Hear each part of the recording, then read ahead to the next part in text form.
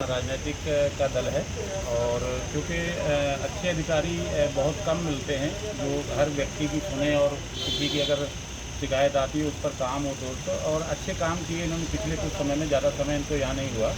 अब आगे इनका रिटायरमेंट भी है तो हम लोगों का ये था कि इनका मान सम्मान किया जाए, जिससे और एक सरकार से मांग मैं आपके लक्ष्यार बता दूं कि हमारी ये कि जो एक्सटेंशन पीरियड जो सरकार बढ़ा सकती है तो हम ये कहते हैं कि ऐसे अधिकारी को, तो आगे हमारा धान का सीजन आ रहा है तो धान के सीज़न में हमें किसानों को बहुत परेशानी होती है। हमारी कांटे नहीं लग पाते, तोड़ नहीं हो पाती प्रॉपरली, शिकायतें बहुत आती हैं।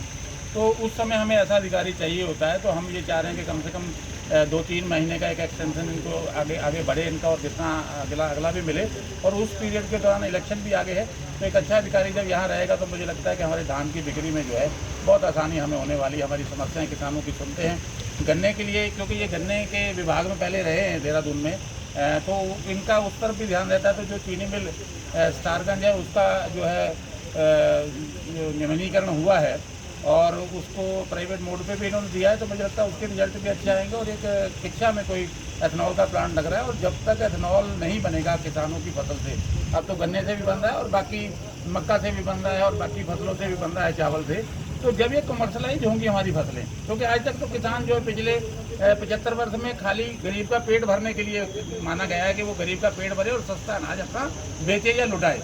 तो हमारा ये मतलब है कि हम अगर गरीब का पेट भर रहे हैं तो जो हमारी बाकी एक्सेस हो जाती है, कई बार फसल कम दाम में हमारी बिकती है डिमांड सप्लाई की वजह से, जब ज़्यादा माल आ जाता है तो वो फसल जो है जब एथनॉल में जाएगी और एथनॉल पेट्रोल में मिक्स होकर आएगा तो एक अच्छा रेट जो है वो हमें कमर्शलाइज उसका मिलेगा, गन्ने का भी, हमारी बाकी फसलों का भी। तो एक अच्छा प्रयास है सरकारों द्वारा और ये आगे बढ़ता है। और उसमें हमारे डीएम साहब जो है बहुत कई बार हमें व्यक्तिगत तौर पे भी या किसी मीटिंग में वो ये जरूर कहते हैं कि आप गन्ना ज़्यादा लगाओ, क्योंकि गन्ने की जो फैक्ट्री है उसकी क्षमता भी बढ़ रही है और एथनॉल प्लांट भी लग रहा है। और यही मेरा है कि जब तक फसल का विविधीकरण नहीं होगा, जब तक हर फसल नहीं आएगी क्षेत्र में, तब तक किसान का भला इसलिए नहीं। अगर उसने मटर बोलिया तो मटर 4 रुपये बिक गया, अगर उसने इस समय धान बोया है तो वो धान सब्जी वाली स्टाइल में बिक रहा है, तो धान 1400, 1300, 1200 पीछे नूरी, और जैसे किसान के घर से खत्म होता है उसी दिन 300 से 400 रुपये बढ़ जाता है, तो किसान इस फसल को रख नहीं पाता।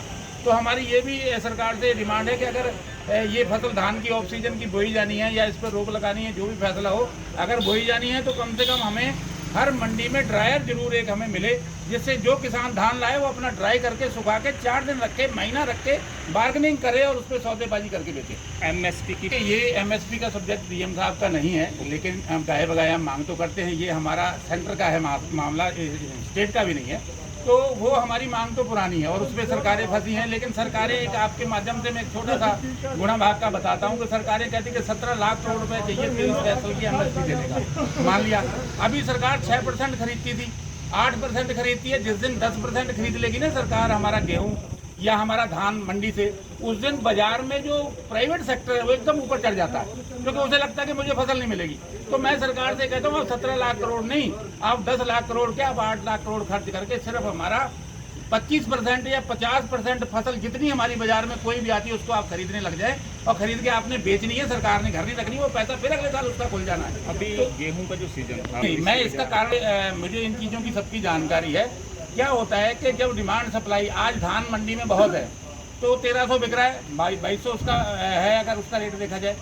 गेहूं इस समय खत्म है, अंतर्राष्ट्रीय कारण है यूक्रेन का जो जंग है रशिया का, तो अंतर्राष्ट्रीय कारणों से विदेशों में भी वो महंगी है, वहाँ से जा नहीं पा रही गेहूँ। और हमारे देश में पिछले 5 साल से जो फ्री अनाज की स्कीम चल रही है, और जितना गेहूँ हमारा स्टॉक था, जो रिजर्व कोटा था, वो निकाल के सरकारों ने गरीबों के नाम पर जो बांटा है, तो गरीब तो मुझे लगता है कि उससे आधी गेहूँ खाता है, आधी बाजार में बेचता है। तो वो जो हमारा एक स्टॉक था रिजर्व, वो भी निकल गया, तो सरकार के पास भी गेहूँ नहीं। अब सरकार को भी लग रहा है कि मुझे गेहूँ खरीदनी है। यही मैं कहता हूँ कि डिमांड सप्लाई के हिसाब से किसान का जो है वो आगे भला होने वाला है। और डिमांड सप्लाई से अगर हम सरकारें खरीदेंगी नहीं और तो किसान का तो बुरा हाल होना। अब सरकार को मैं ये चाहता हूँ कि चावल की स्थिति भी ऐसी पैदा हो, आपकी लाही की स्थिति भी ऐसी पैदा हो कि सरकार ढूंढे बाजार से कि किसान मुझे गेहूं बेचे, किसान मुझे चावल बेचे, और सरकार को मिले ना, तब किसान का भला होने वाला। क्या आप मैंने वही आपसे कहा कि किसान की समस्या आने वाले कुछ 2, 4, 5, 10 वर्षों तक बिल्कुल खत्म हो जाएगी। एक तो एग्रीकल्चर क्षेत्र घट रहा है, कॉलोनाइजेशन हो रहा है, सब कुछ है, आपको पता है। दूसरा, एथनॉल, अगर अभी हमारी जो रेडिको फैक्ट्री है अपने रामपुर में, वो बहुत सारा चावल लेती है, मैं वहाँ जाता रहा हूँ, बहुत सारा चावल लेके उससे वो अपना शराब तैयार होती है। तो मैंने कहा जब तक इनका कमर्शलाइज नहीं होगा, जब तक फसलें खाली खाने के लिए बेची जाएंगी किसान द्वारा, और सरकार ये कहेगी कि किसान जो है कि अपनी फसल पैदा करे और गरीबों को खिलाए, तब तक किसान का भला नहीं होना। जब तक किसान की फसल कमर्शियल बेस में नहीं जाएगी, जब तक उसका एथनॉल नहीं बनेगा, जब तक उसकी शराब नहीं बनेगी, जब तक ये चीजें नहीं बनेगी, तब तक किसान का भला नहीं होना। और आने वाले समय में ये सारी चीजें बनेगी। एक लास्ट सवाल, आप और राजनीति, ये तो वहाँ के राजा से या मैं बांग्लादेश में जाऊँ, जब मैं इस देश का रहने वाला हूँ, और राजनीतिक तो आदमी उस दिन हो जाता है जिस दिन वो 18 साल का होकर वोट डालने जाता है, तो किसी पार्टी को चुनता है। हमने भी किसी न किसी को वोट दी, राजनीतिक है हम, लेकिन हम राजनीति करते नहीं। हमें जो सरकार आनी है उससे हमने काम लेना। हमने ये नहीं है कि ये सरकार नहीं बनानी और इसे खड़ा कर दो, हम इसके साथ नहीं, हम फलानी सरकार को वोट डलवाएंगे, वो कन्विंसिंग हम कहीं जाकर नहीं करते।